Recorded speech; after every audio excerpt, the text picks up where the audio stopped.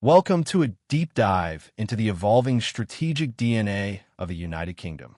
In an era defined by great power competition, rapid technological advancements, and shifting geopolitical alliances, the United Kingdom retains an outsized influence on the global stage.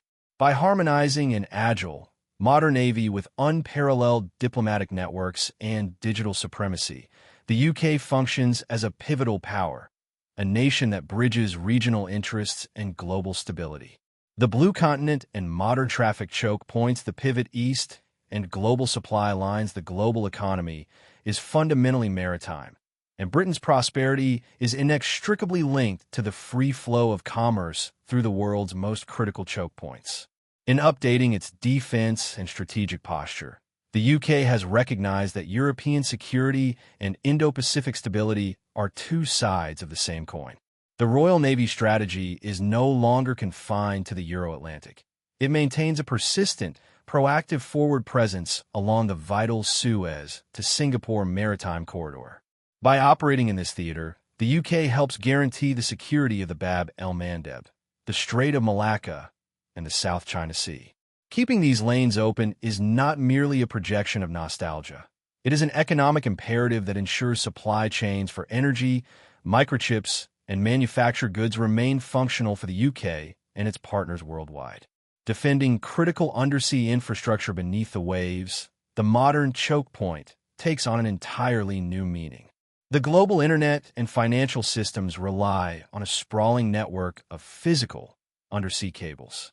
The Strategic Defense Review (SDR) explicitly tasks the Royal Navy with the protection of critical undersea infrastructure (CUI), a mission of paramount importance given the rise of hybrid warfare and sabotage threats in the High North. The UK recognizes that an adversary does not need to fire a missile at London to cripple its economy. They simply need to sever a cable in the Greenland-Iceland-UK (GUK gap). The AUKUS multiplier, perhaps the most tangible manifestation of this global strategy, is the AUKUS partnership. Far more than a submarine deal, AUKUS cements the UK as Europe's premier maritime security guarantor in the Indo-Pacific for the coming decade. By collaborating with the United States and Australia on nuclear propulsion, Pillar I, and advanced technologies like quantum computing, hypersonics, and AI, Pillar II, the UK is locking into an interoperable security architecture that spans the globe. This partnership significantly amplifies British hard power, ensuring the UK remains a first-tier actor capable of shaping events in the Indo-Pacific. The evolution of carrier strike and sovereign deterrence, the HMS Prince of Wales, and the hybrid air wing, the operational credibility of the UK's carrier strike capability reached new heights in the mid-2020s. Following successful missions in the Indo-Pacific, the Royal Navy's flagship, HMS Prince of Wales, has showcased the UK's ability to project power seamlessly anywhere in the world. In 2026, the carrier group deployed to Nordic waters and the Arctic, conducting intensive, high-end anti-submarine warfare and testing autonomous swarm operations. The evolution of the carrier air wing is a significant leap forward in military technology. The integration of uncrewed aerial systems, including heavy-lift drones and swarm technology, alongside fifth-generation F-35 Lightning jets, effectively transforms the carrier into a floating mothership.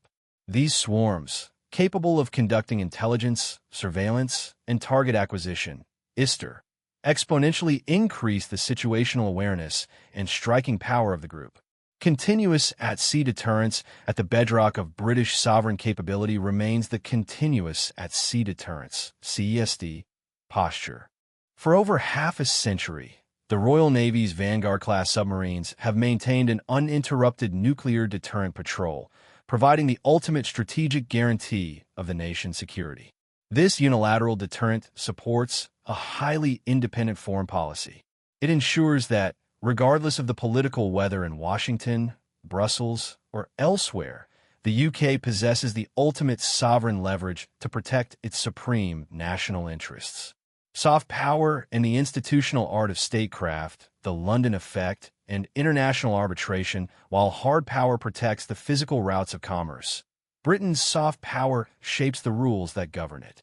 The Foreign, Commonwealth and Development Office, FCDO, continually leverages the London effect, the gravitational pull of the UK's capital as a premier center for law, finance, and diplomacy. When geopolitical or commercial disputes arise, London is frequently the venue of choice for mediation and resolution. The FCDO utilizes this unique confluence of diplomatic expertise and global trust to facilitate international agreements and resolve critical global disputes. The invisible architecture of global commerce long after the decline of the British Empire. Its legacy lives on through the adoption of English common law, the dominance of London's financial markets, and the international prestige of British educational institutions. These pillars form the invisible architecture of global trade. The majority of international commercial contracts are governed by English law, while a vast portion of global capital flows through London. This establishes the UK as the default referee and standard setter for international commerce, granting it an influence that dramatically outweighs its geographic size.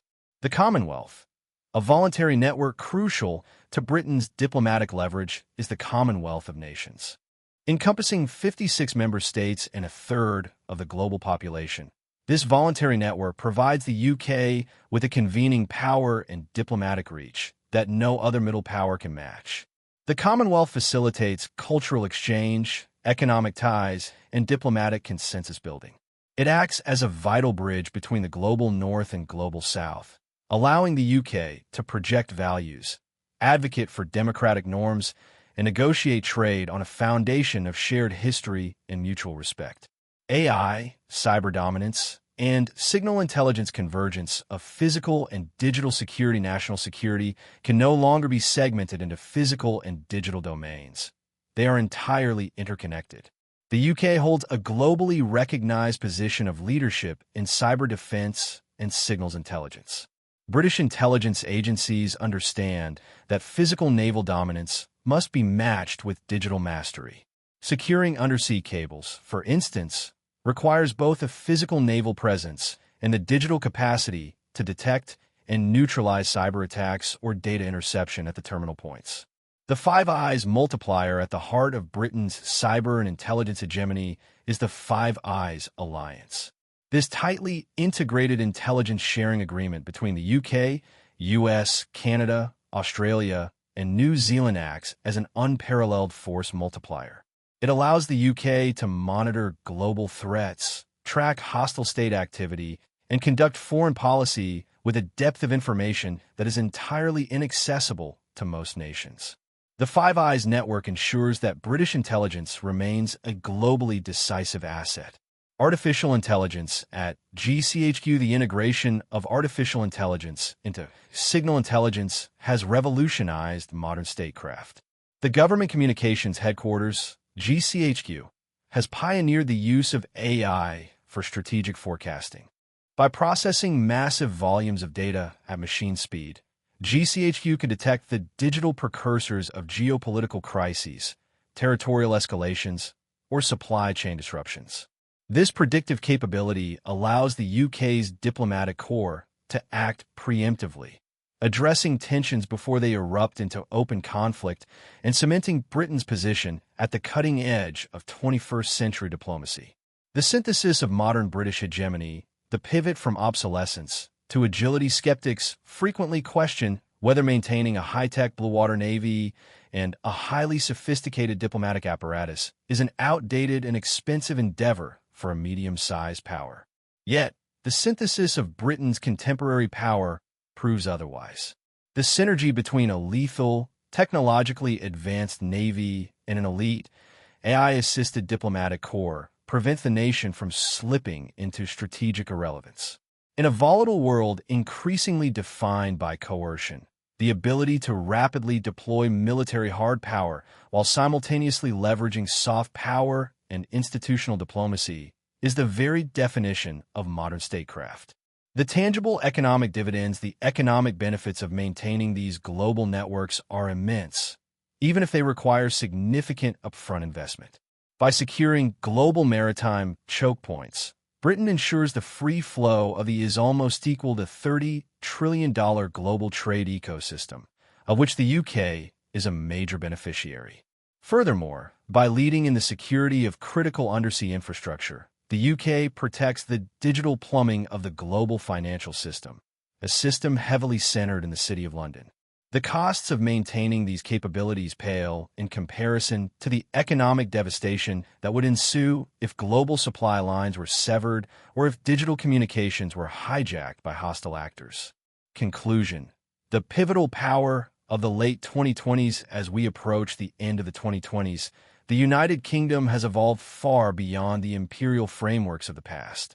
It has emerged as a dynamic pivotal power, a state that synthesizes hard and soft power to act as an indispensable anchor for global security and economic stability.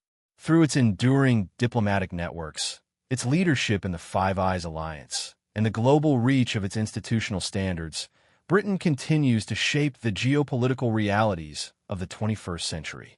By coupling continuous at-sea deterrence with a hybrid, drone-integrated carrier strike group, the UK projects hard power from the Arctic to the Indo-Pacific. Ultimately, the UK's investment in maritime and diplomatic networks is not a vanity project.